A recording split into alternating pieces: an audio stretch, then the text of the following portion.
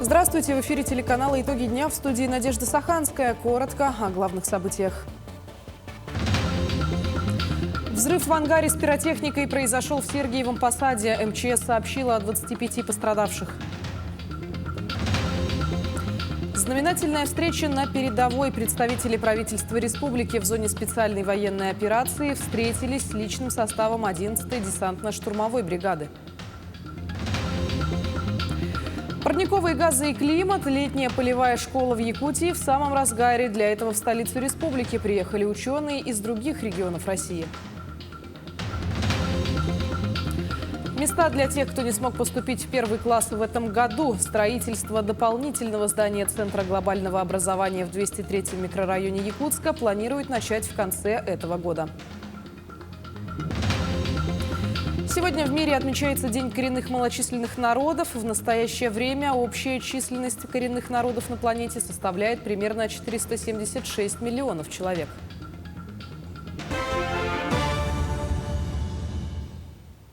Взрыв произошел на территории Загорского оптико-механического завода на складе с пиротехникой в Сергиевом Посаде. В нескольких домах рядом с заводом выбиты стекла. Число пострадавших при взрыве выросло до 35. Из них 19 госпитализированы и 4 с тяжелыми ранениями находятся в реанимации.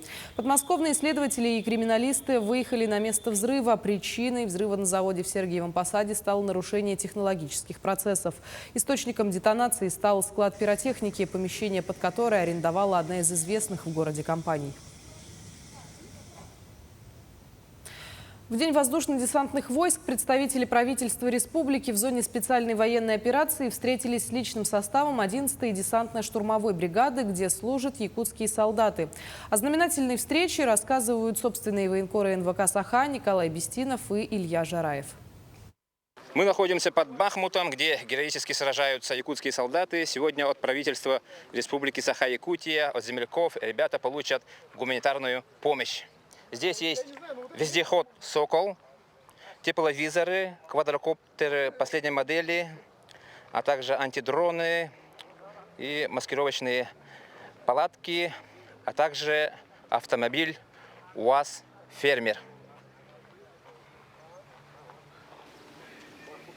Преодолев десятки тысяч километров, гуманитарную помощь солдатам от имени Республики Саха-Якутия и благодарственные письма от главы республики Айсена Сергеевича Николаева лично в руки вручил первый заместитель председателя правительства Кирилл Евгеньевич Бычков. Такой напряженной работы, с одной стороны, с другой стороны, ощущение такого воодушевления, которое мы видим от ребят, от того, что мы сегодня прибыли в их расположение, привезли с собой столь необходимые им средства оснащения. И, конечно, хочу отдельно отметить, что сегодня с нами и представители бизнеса, малого и среднего предпринимательства, промышленных предприятий, которые организовали, закупили и с нами сегодня тоже здесь присутствуют, приехали тоже сегодня в расположение. Мы находимся буквально в нескольких километрах от линии фронта, от активнейших боевых действий. Вы знаете, сейчас достаточно здесь плотно идет работа.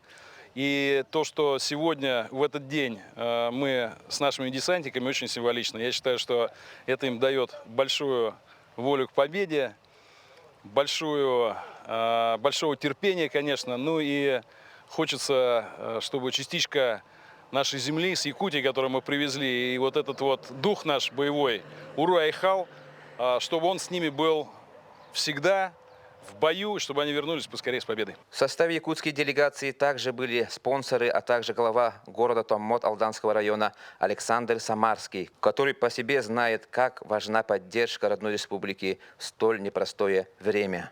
Вы знаете, вот эта вот гуманитарная помощь, это очень здорово. Но когда приходишь сам, да, когда они увидели своего земляка, когда мы пообщались за семьи, за своих соседей, за своих земляков, что-то обсудили, это вот по себе знаю, в Чечне, когда был, встретил земляка, это так было хорошо, это очень важно. Гуманитарка это отлично, а вот встретиться с земляком, пожелать им что-то, дать какое-то напутствие, это огромный плюс. В наши дни при проведении специальной военной операции солдаты 11-й десантно-штурмовой бригады героически выполняют сложные задачи, поставленные перед ними. власти республики заверили, что такая поддержка от земляков будет продолжаться. Николай Бестинов, Илья Жараев, Донецкая республика. Более 1500 земельных участков готовят для выделения военнослужащим участникам специальной военной операции Якутска. С целью пополнения количества предоставляемых земельных участков дополнительно определены территории под 600 участков в Табаге. На выделенных территориях проведена топографическая съемка местности. В данное время идет подготовка проекта планировки и межевания территории. Выбранные земельные участки не подпадают в зону затопления. Земельные участки будут предоставлены участникам СВО, мобилизованным с военкомата Якутска, контрактникам и добровольцам, а также сотрудникам Росгвардии с регистрацией на территории столицы республики. Главой и правительством Якутии большое внимание уделяется детям из семей участников СВО. Одной из мер в системе образования для такой категории детей является предоставление бесплатных путевок в летние и круглогодичные оздоровительные лагеря. В лагерях «Сосновый Бор», «Энергетик», «Эскил», «Сир-Юстара» и в другие за этот год отдохнули и оздоровились 266 детей в возрасте от 6,5 до 18 лет. До конца года планируется охватить отдыхом еще 259 детей военнослужащих. Это лето в республике, оно идет с движением первых. Поэтому все смены, они тематические, профильные. И в рамках данных смен проводится очень много мероприятий. И стало традиционным проведение мероприятий, как «Напиши письмо герою». «Мой папа – герой». Это смены «Защитник Отечества». Смог от лесных пожаров, который окутал столицу региона, может продержаться до конца недели. Об этом сообщили в Министерстве экологии. Задымленность в городе связана с изменением направления ветра. Воздушная масса собрала дым от хабаровских, амурских и усть-майских пожаров. Этот воздух идет по направлению ветра в Якутск и Ленск. На тушение лесных пожаров в Алекминский район дополнительно прибудет 21 сотрудник противопожарных служб из Улан-Удэ. На сегодня в общем на тушении задействовано 1367 человек. Лесных пожаров Роспотребнадзор проводит лабораторный мониторинг атмосферного воздуха. В связи с задымлением на территории республики на 12 часов дня 9 августа проведено исследование 34 проб воздуха в Якутске, Усть-Мае, Чурапче, Алекминске, в селах Мае, Барагонцы, Чаранг и Маягас. По результатам мониторинга в Якутске установлено превышение предельно допустимых концентраций по 3 показателям. Это взвешенные вещества и диоксид азота до 1 и 2 ПДК. По остальным химическим веществам оксид углерода, диоксид серы, формальдегиды, сажа превышение предельно допустимых концентраций не выявлено. Тем временем, по словам начальника гидромедцентра Татьяны Маршалик, в связи со сменой воздушных потоков с северо-восточных на юго-восточные на территорию центральных районов пришла воздушная масса с дымом из Хабаровского края через Усть-Майский Улус и пришла на центральные районы. Это связано с изменением скорости и направлением смещения потоков. Руководитель также отметила, что в ближайшее время по Арктике, в том числе по Верхоянью и Колымо-Индигирским районам, начнет улучшаться погода. Будет повышаться температура воздуха, а на юге территории будет сохраняться жаркая сухая погода. В западных и центральных районах местами кратковременные и небольшие с грозами дожди. Сегодня вышел циклон с Иркутской области на Ленский район. Далее он будет смещаться на Мирнинский район и запад Вилюйской группы районов. Поэтому в этих районах мы ожидаем дожди, в основном умеренные, местами даже по Мирнинскому району сильные, от 10 миллиметров и более, грозы и понижение температуры воздуха. Задымление, которое пришло на территорию республики, вероятность его сохранения до конца недели с изменениями в течение суток. Ночью будет усиливаться, а днем в связи с повышением ветра, так как суточный ход ветра будет немножко улучшаться. Свежий воздух необходим для чистого озера. Чтобы аквариум не сгнил и, главное, чтобы в нем продолжалась жизнь, воду необходимо своевременно очищать и насыщать кислородом. И это знает каждый. Но что делается для того, чтобы также нормально функционировал городской водоем, расскажет Мария Кардашевская. В отличие от рек, вода в озере стоячая. Без аэрации рыбы, водоросли и микроорганизмы, обитающие в воде, погибают. Чтобы этого не случилось, озеро необходимо очищать и насыщать кислородом. До недавнего времени озеро площадью в почти 10 тысяч квадратных метров в Сайсарах оставалось без должного ухода. Но в 2022 году начались работы по восстановлению водоема. И если в прошлом году сотрудники управы соорудили аэраторы из подручных средств, то в этом году у них в наличии появилась специализированная аэрационная установка. В прошлом году, конечно, у нас установка была совсем скромная. Мы ее сами собрали. В разных местах все купили, и компрессор, и распылитель. Но, как потом выяснилось, этой установки было совсем недостаточно для нашего водоема. Поэтому в прошлом году мы осенью заключили партнерство с отечественным производителем аэраторов фирмы «Салмо». Они профессионально занимаются этим. Во многих городах крупных у них на искусственных прудах производят аэрацию водоема. Кроме принудительного насыщения воды кислородом, сотрудники управы ежедневно очищают озеро от мусора. Находим разные предметы, мусор, вытаскиваем колеса, пакеты разные, каким-то образом попадают сюда постоянно. И самое главное, чистим озеро от тины, от вот этого всего природного, получается, то, что запустилось за все эти годы. А сам аэратор мы чистим раз в неделю. Туда попадают пакеты, пластик, различный мусор. Кроме того, уже осенью в водоем запустят рыб, которые питаются ряской, слоем водяных растений, которые образуются на поверхности воды. В этом году администрация Сайсарского округа планирует подавать заявку на выделение денежных средств на благоустройство береговой линии. Если жители округа поддержат управу в этом, то уже совсем скоро Сайсарское озеро станет еще одним излюбленным местом горожан и гостей столицы. Мария Кардашевская, Артем Алексеев, Якутск. В прокуратуре республики состоялось расширенное заседание коллегии об итогах работы органов за первое полугодие 2023 года. В ходе заседания отмечено, что в рамках надзора пресечено 30,5 тысяч нарушений, принято около 20 тысяч мер реагирования, а к ответственности привлечено более 6,5 тысяч лиц. Также по итогам первого полугодия в регионе зарегистрировано 6266 преступлений, а уровень преступности снизился на территории 20 муниципальных образований региона. На сегодняшний день приоритетным остается вопрос о защите прав детей. Там бюджетное финансирование на восстановление жилищных прав детей-сирот увеличено на 1 миллиард рублей. Ну а якутские ученые вместе с коллегами со всего мира серьезно обеспокоены глобальным потеплением. Чтобы глубже погрузиться в эту проблему, в 12-й раз в Якутске проводится летняя полевая школа. Для этого в столицу республики приехали ученые из других регионов России. Подключаются к обсуждению также и иностранные научные деятели. Непосредственно работы в поле увидел мой коллега Сергей Михедов.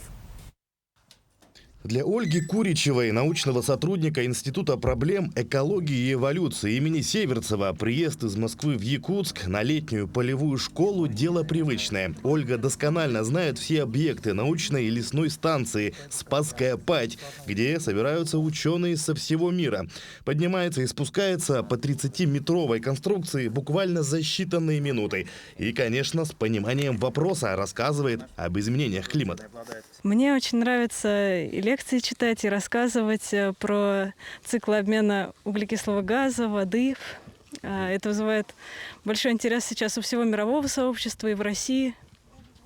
Нужно понимать, сколько углекислого газа наша экосистема поглощает и выделяют. Иначе как дышит вот эта вот вся растительность на поверхности.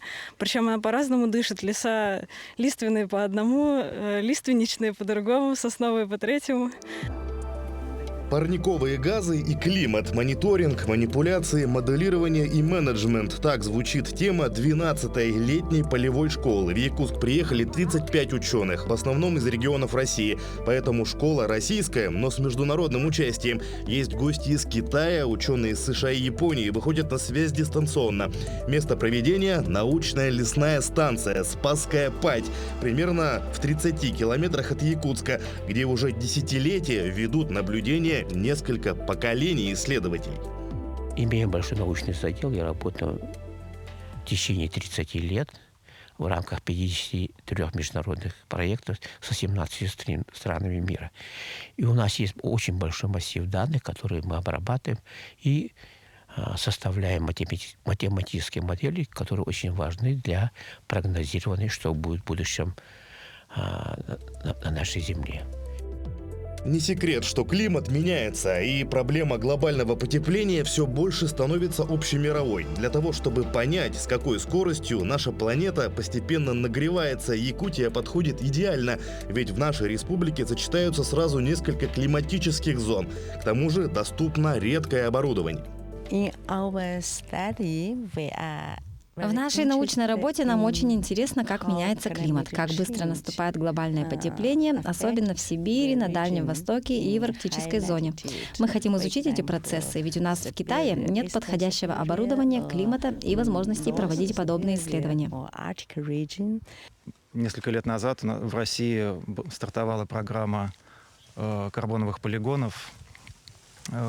Такая федеральная программа. В будущем, я надеюсь, все это у нас в России разовьется рынок углеродных квот, такой же, как сейчас существует в остальных странах.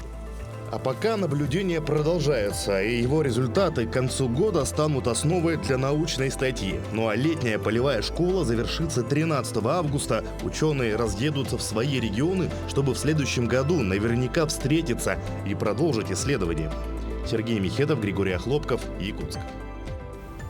Добрый вечер, доктор. Под таким названием в Якутске началась специальная медицинская акция. Начиная с сегодняшнего дня по 15 сентября в нескольких точках Якутска будут организованы медицинские пункты с передвижными мобильными комплексами.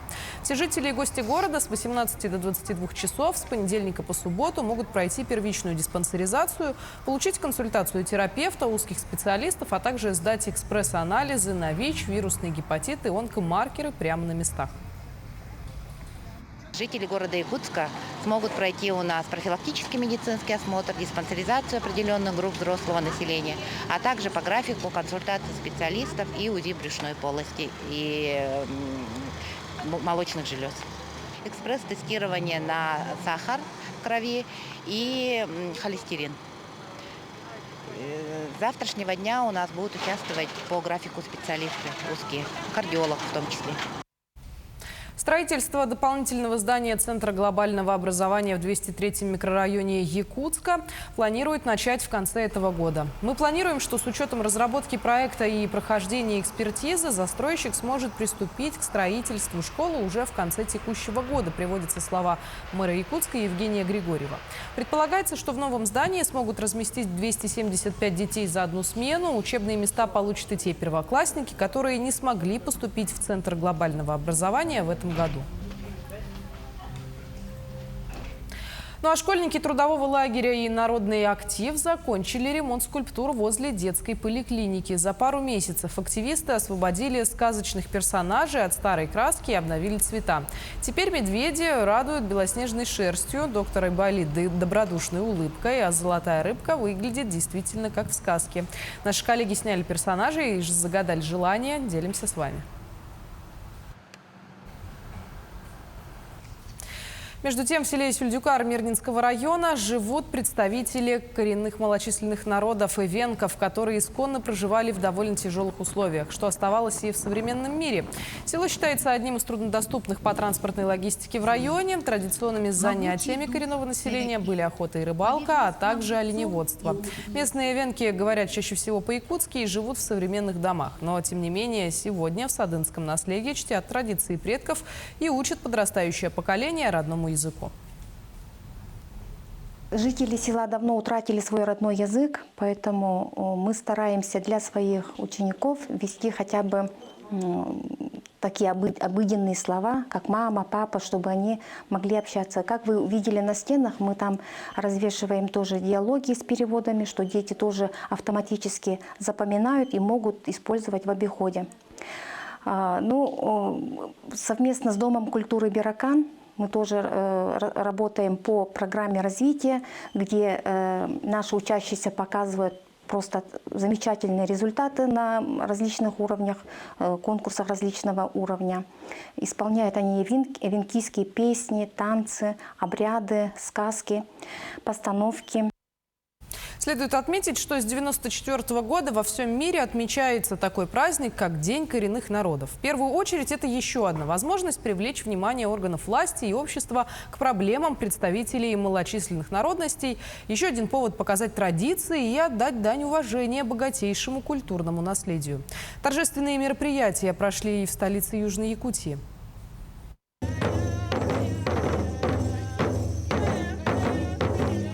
У входа на праздничное мероприятие гостей встречают представители эвенкийского национального наследия. Все проходит по эвенкийским традициям.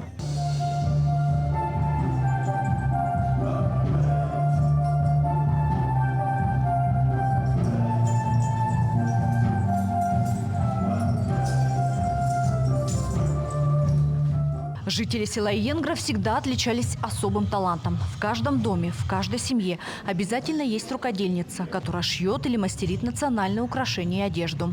Поэты, танцоры или вокалисты. Мне очень, конечно, приятно, что мы сегодня этот день, скажем так, отмечаем и находимся здесь, что все-таки это значимое событие, очень значимое для нас. И надеемся, что все-таки район будет нам очень помогать, поддерживать нас в сохранении своей культуры и традиций. Праздничное мероприятие в честь Дня коренных малочисленных народов Севера прошло в библиотеке. Здесь были представлены эвенкийские песни, танцы, выставка прикладного творчества. Вообще этот праздник 9 августа с 1994 года, вот когда приняли Ассамблею ООН, это, наверное, праздник того, чтобы обратить на проблемы коренных народов мира на международном уровне. Многообразие жизненных укладов является важнейшим достоянием человечества. Невозможно представить коренные народы Севера без традиционных промыслов, фольклора, образа жизни. В этот день прозвучали не только поздравления с праздником, но и слова благодарности тем, кто помогает сохранять национальные обычаи, самобытную культуру, язык и духовные устои. Ирина Жданова, Захар Головин, Нерюнгри. Между тем, в Якутске проходит выставка «Чарующий север». В галерее Урдел собраны работы как опытных и известных, так и начинающих мастеров. Ценителям искусства здесь представлены изобразительная графика, народное искусство, шитье, косторезные изделия. Работы иллюстрируют культуру и традиции народов Севера. Выставка проводится впервые и посвящена Международному дню коренных народов мира. Собрать такую коллекцию нынче очень сложно. Даже чисто в масштабах, в смысле Республики Саха, как вы знаете, в транспортном плане перевести работы, потом представителей этих народов очень сложно. Именно по доставке работ сложности. Вот. И тем не менее выставка удалась, и я думаю, что очень интересно будет для зрителей, интересно будет для вообще любителей искусства. И редко, когда собираешь именно работы, которые издалека, да, люди у себя на родине, у себя в деревне там пишут или там кто где живет, да, а так показывают Якутск не каждый раз. Поэтому этим уникальна выставка. И, конечно, праздник. Вот. Также ежегодно 9 августа во всем мире отмечается День книголюбов. Несмотря на стремительное развитие цифровых технологий, библиотеки остаются не просто хранилищами книг, а центрами культурно-досуговой жизни любого города. Столичная смарт-библиотека совмещает в себе классическое чтение и современные тенденции. О необычной библиотеке расскажет Евгений Байдин. В этих стенах можно найти книги на любой вкус и интерес. Но помимо основной функции библиотеки, здесь можно воспользоваться множеством других возможностей. У нас очень много мест для работы, есть коворкинг-кабинеты, рабочие места. Можно просто приходить в библиотеку, отдыхать, работать. Зоны отдыха просторные, есть Wi-Fi свободный. Аудиокресла современные, на которых можно слушать не только, получается, аудиокниги, свои, которые мы предоставляем через Литрес. Можно также у нас послушать электронные книги, которые предоставляет нам Республиканская библиотека слепых. Это в основном книги на якутском языке, якутская классика. Совсем недавним нововведением является социально-психологический проект «Библионяня», который призван оказывать педагогическую поддержку семьям в деле раннего воспитания и развития детей. В рамках такого проекта специалисты призваны рассказывать о том, как взаимодействовать с ребенком во время его переходного возраста. В 2020 году в смарт-библиотеке открылась комната библионяни, и в этот же год мы начали разрабатывать идею проекта, а в 2021 году мы начали его реализацию. В то время мероприятия велись дистанционно по Zoom, но постепенно мы перешли на очный формат и стали приглашать партнеров для участия. Целью проекта является поддержка молодых родителей по воспитанию. Смарт-библиотека открылась в 2020 году. В начале своего пути на ее полках числилось порядка 3000 книг. Сегодня же эта цифра достигает до 20 тысяч наименований. Библиотека в дальнейшем планирует соответствовать своему названию и идти в ногу со временем. Евгений Байдин, Виктор Дьячковский, Якутск. К этому часу это все новости. Наши корреспонденты продолжают следить за развитием событий. Хорошего дня.